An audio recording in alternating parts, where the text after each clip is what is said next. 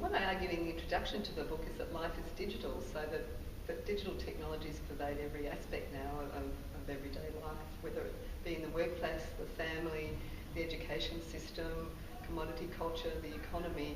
So as sociologists who are interested in all those fields, all those social institutions and all those fields in which people engage in social relations, we really need to be understanding how digital technologies are having an impact on all those aspects of everyday life, and the ways that big data are being used to document how people are operating at work, in school, in the family, in the economy.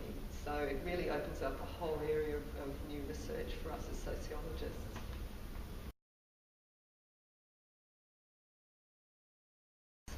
Well, what that means is that, again, there are reams of digital data being collected about us, not just when we go online, when we do Google searches, for example, when we buy products online, or when we use social media, but when we move around in public space, we're constantly being monitored by traffic monitoring systems, by CCTV cameras.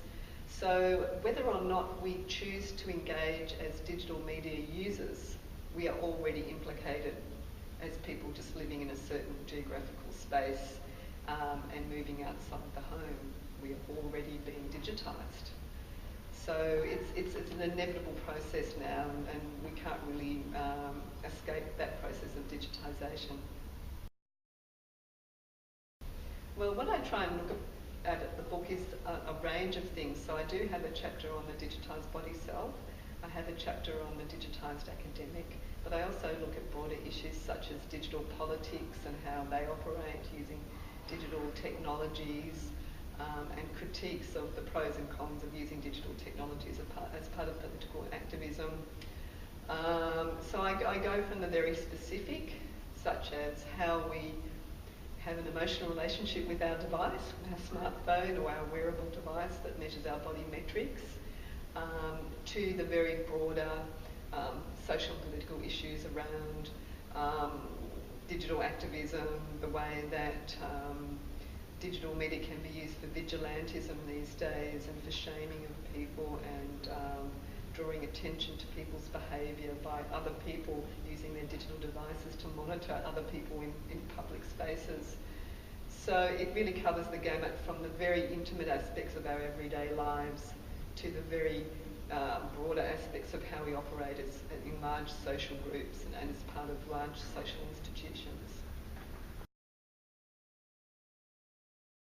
I argue in the book that there are 4 elements to digital sociology. So the first element is professional digital practice and sociologists using digital media as part of their academic work. And the second is sociologists using pre-established digital data sets for sociological research. And the third element is sociologists researching how other people are using digital technologies. And the fourth element is the more theoretical, reflexive, critical element of digital sociology. So it's understanding the digital knowledge economy, the way that we as sociologists are implicated in power relations when we're using digital technologies.